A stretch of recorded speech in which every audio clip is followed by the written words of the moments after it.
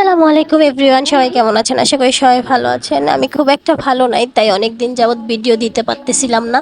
তো আজকে চিন্তা করলাম একটা ভিডিও বানানো ছিল, তাই হলো গিয়ে দিয়ে ফেললাম। আজকে হলো একটা বার্গার বানাবো, আর কি বিফ বার্গার বানাবো। তো বাজার থেকে কিনে কি করতে খাবো, ঘরে যেহেতু গরুর মাংস আছেই। তার জন্য হলো গিয়ে এই যে প্রথমে হলো গিয়ে একটু পেঁপেকে ভালো করে কুচি করে নিলাম আর কি গ্রেটার দিয়ে। তারপর হলো এই যে মাংসটাকেও একটু ধুয়ে মুছে ভালো করে পরিষ্কার করে ছোট ছোট টুকরা করে পেঁপেটাকে দিয়ে একটু লবণ, জিরার গুঁড়া, তারপরে হলো গিয়ে হালকা একটু সাদা গোলমরিচ, রসুন, আদা বাটা দিয়ে ভালো করে এবার ব্লেন্ড করে নিব। এই যে যে ব্লেন্ড হয়ে গেছে, ব্লেন্ড হলে একদমই মিহি মিহি হয়ে গেছে আর কি কিমা আকৃতির হয়ে গেছে। তারপরে হলো দিয়ে দিলাম আদার গুঁড়া, একটু দিলাম হলো মাংসের মশলা, তারপরে দিলাম হলো সয়া সস, তারপরে হলো ভালো করে এটাকে চটকাতে হবে। চটকানোর পরে যা করতে হবে, 1 hour later. চটকানোর পর বুঝেই গেছেন কি করতে হবে। তো 1 ঘন্টা পরে চলে আসছি এই যে মাংসটাকে নিয়ে। এবার হলো একটু আলু সিদ্ধ করে নিয়েছি, তারপরে হলো গ্রেটার দিয়ে ভালো করে আলুটাকে ঝকমকো ঝকমকো করে কুচি করে এবার দিয়ে দিতেছি কর্নফ্লাওয়ার।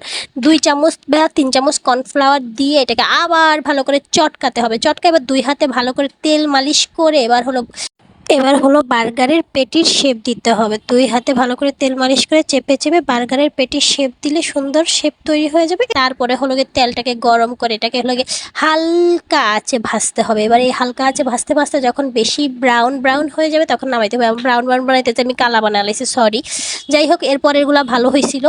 যাই হোক, এই যে আবার ভাজা টাজা শেষ, একটু লবণ কম হয়েছিল তাই একটু লবণ দিয়ে নিলাম। এবার হলো একটু সস বানাবো। সস বানানোর জন্য নিয়ে নিলাম মেয়োনিজ আর টমেটো সস, প্রাণ টমেটো সস। তারপরে এটাকে আবার চকমকে চকমকে করে লেড়ে এরকম সুন্দর একটা কালার নিয়ে আসতে হবে। এরপরে নিয়ে আসতে হবে বার্গার বান। আপনি ভ্যানে পান, ফুটপাতে পান, বা সুপার শপে পান, যেনতেই পান, বান লয়ে আইবেন, নিয়ে এসে এরকম কাইটা তারপরে হলো আর কি এই বান্ডির উপরে ওই যে বানায় রাখছিলাম সেই সসটিরে সরাইবেন। সরাই হলো বার্গারের পেটিটা দিবেন, তারপরে একটু স্লাইস চিজ দিবেন, দিয়া হলো একটু গরম করে নেবেন। ওভেন থাকলে ওভেনে, চুল না থাকলে চুলায় একটু পাতিল দিয়া গরম করে লইলে হবে। তারপরে হলো উপরে আবার একটু মেয়োনিজ দিয়া সুন্দর করে সাজায় গুজা জাকানাকা করে খায়া লাইবেন আর কি। এই যে সুন্দর রেডি হয়ে গেছে আমার বিফ বার্গার। খাইতে কিন্তু অসাধারণ, অতুলনীয় হয়েছিল।